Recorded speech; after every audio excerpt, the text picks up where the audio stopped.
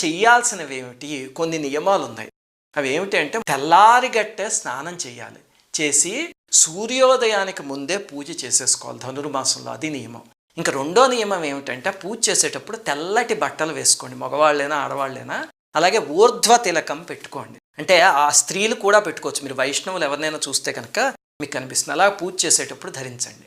అలాగే పూజా మందిరంలో రంగనాథస్వామి కానీ, విష్ణుమూర్తి కానీ, కృష్ణ పరమాత్మ కానీ ఏదో ఒక ఫోటో, అలాగే గోదాదేవి ఫోటో, ఆ రెండు పెట్టండి.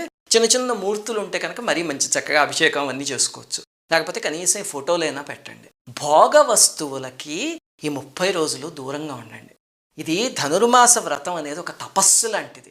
అంటే పెళ్లి కాని ఆడపిల్ల చేస్తే పెళ్లి కావాలి అని తపస్సు చేసినట్టు, పరమాత్మ కోసం చేస్తే ఆయన పొందాలని చేసినట్టు. దాంతో ఆ తపస్సులో ఇంక భోగాలకి వాటికి చోట్లేదు. కిట్టి పార్టీలు కానీ, లేకపోతే బయటికి సినిమాలు, షికార్లు, వీటన్నిటికీ 4 రోజులు దూరంగా ఉండండి.